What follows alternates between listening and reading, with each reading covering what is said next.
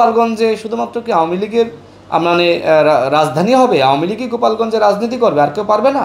অবশ্যই গোপালগঞ্জ একটি জেলা। এই জেলায় আওয়ামী লীগ যেহেতু এখন নিষিদ্ধ হয়েছে, সাংগঠনিক কার্যক্রম করতে পারবে না, সুতরাং আওয়ামী লীগের বাইরে অন্যান্য প্রত্যেকটা দল সেখানে রাজনীতি করার অবশ্যই পরিবেশ এই সরকারকে তৈরি করতে হবে। আমরা মনে করি সরকার আসলে 11 মাসে সেই দিকে মনোযোগ না দিয়ে সরকার তার নিজের আখের গোছা গুছিয়েছে।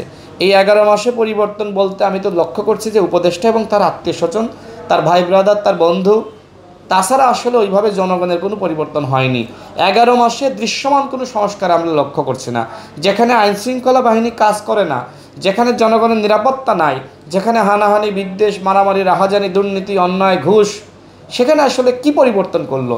যদি এই সরকার 11 মাসে অন্তত আওয়ামী লীগকে বিনাশ করতে পারত, সচিবালয় থেকে আওয়ামী লীগ তাড়াতে পারত, যদি পুলিশের সংস্কার করতে পারত, র্যাবের সংস্কার করতে পারত, যারা সরাসরি এই জুলাই আন্দোলনে ছাত্র জনতার বুকে গুলি চালিয়েছে তাদের বিচারটা করতে পারত, তাহলেও জনগণ এই সরকারকে ধন্যবাদ দিত। কিন্তু আমরা 11 মাসে দেখলাম যে একমাত্র উন্নয়ন হয়েছে, সংস্কার হয়েছে এই উপদেষ্টা পরিষদের এবং তাদের আত্মীয় স্বজনের। এর বাইরে আসলে জনগণের কোনো সংস্কার আমরা লক্ষ্য করতেছি না, আমরা দেশের কোনো সংস্কার লক্ষ্য করতেছি না। এই 11 মাসে দেখেন, আমি আগেও বলেছি, এই 11 মাসে ব্যাপক দুর্নীতি হয়েছে। যতগুলো সচিব নিয়োগ দেওয়া হয়েছে, বিভিন্ন জায়গায় ইঞ্জিনিয়ার নিয়োগ দেওয়া হয়েছে, বিভিন্ন জায়গায় প্রমোশন দেওয়া হয়েছে, ডিসি এসপি থেকে শুরু করে বিভিন্ন জায়গায় অধিকাংশ ক্ষেত্রে ঘুষ লেনদেনের ঘটনা ঘটেছে। কারা এগুলো করেছে? গণমাধ্যম ইতিমধ্যে এসেছে। এই যে আওয়ামী লীগের তালিকার ডিসি নিয়োগ দিল, কারা নিয়োগ দিল? এই সরকারের সাথে সংশ্লিষ্ট কয়েকজন ছাত্রনেতার পরামর্শে এই ধরনের নিয়োগ দেওয়া হয়েছে। তার মানে কি? তার মানে এই সরকার একটি দলের কাছে জিম্মি হয়ে গেছে, ওই দলের অনুগত। এই উপদেষ্টারা ওই দলের মতামতের বাইরে গিয়ে আর কোনো কিছুই করতেছে না। তো এই ধরনের রাষ্ট্র তো আমরা চাইনি। এই গণ অভ্যুত্থানের সরকার আমাদের সবার সরকার, কিন্তু এখন কি আসলে আমরা দাবি করতে পারি যে ডক্টর মোহাম্মদ ইউনূস আমাদের সরকার? ডক্টর মোহাম্মদ ইউনূস কি আমাদের কথা শুনতেছে? আমরা বলেছিলাম যে আপনারা কোনোভাবেই বিদেশিদের হাতে আপনারা বন্দর দিতে পারবেন না, তো সেই বিদেশিদের হাতেই তো বন্দর দেওয়া হচ্ছে।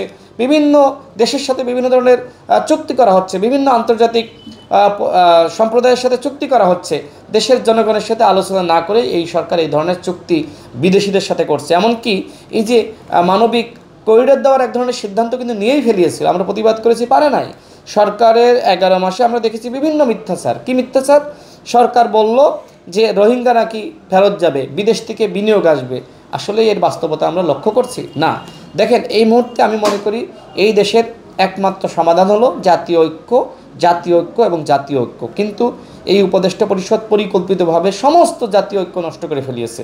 এই উপদেষ্টা পরিষদের একমাত্র আমার কাছে লক্ষ্য যেটি মনে হয় যে নিজেদের উন্নয়ন ঘটানো এবং নিজেরা কিভাবে আসলে নিজেদের এনজিও প্রতিষ্ঠানগুলোর উন্নয়ন ঘটাবে সেই কাজগুলো করা। এর বাইরে আসলে দৃশ্যমান জনগণের কল্যাণে, দেশের কল্যাণে কোনো কাজ আমি আসলে লক্ষ্য করছি না। 11 মাসে দেখেন আমাদের ডক্টর মোহাম্মদ ইউনূস স্যার, যদিও সমালোচনা করলে অনেকে নানা ধরনের মন্তব্য করে, তিনি বিভিন্ন নতুন প্রতিষ্ঠানের কিন্তু লাইসেন্স নিয়েছেন। তার নামে যে আসলে কর আরোপ করা হয়েছিল সেটা মওকুফ করা হয়েছে, তার প্রতিষ্ঠানের তার নামের মামলাগুলো প্রত্যাহার করা হয়েছে। দেখেন, ওই আপনার জনশক্তি রপ্তানি প্রতিষ্ঠানের লাইসেন্স নিয়েছি, স্টার্লিং বাংলাদেশে আসলো, সেটাও কিন্তু কোনোভাবে টেন্ডার দেওয়া হয়নি, গ্রামীণ আপনার টেলিকমকে দিয়ে দেওয়া হয়েছে। তো এইভাবে তো হতে পারে না। এমনকি আপনার গ্রামীণ ইউনিভার্সিটি, সেটা অনুমোদন নিয়ে নেওয়া হয়েছে। এই 11 মাসে ইউনূস স্যারের সাথে স্বার্থ সংশ্লিষ্ট বিভিন্ন প্রতিষ্ঠানের উন্নয়ন হয়েছে, কিন্তু জনগণের উন্নয়ন কি তিনি করতে পেরেছেন? তিনি আন্তর্জাতিক খ্যাতিসম্পন্ন একজন ব্যক্তিত্ব, তার ইমেজ কাজে লাগিয়ে বাংলাদেশকে আমরা একটি মডেল কান্ট্রি হিসেবে আমরা গঠন করতে পারতাম, কিন্তু তিনি শুরু থেকে সেই দিকে মনোযোগ দেননি। এখন তো প্রায় 1 বছর শেষ হতে চললো।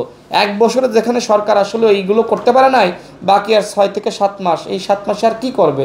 আমি জানি না আমরা যে স্বপ্ন দেখেছিলাম সেই স্বপ্ন কিভাবে আসলে এই সরকার ধ্বংস করলো। আমরা মনে করি জনগণ কোনোভাবে এই সরকারকে যদি তারা সঠিকভাবে বিচার, সংস্কার এবং নির্বাচনটা না করতে পারে, জনগণ কিন্তু অন্তর্বর্তীকালীন সরকারকে ক্ষমা করবে না।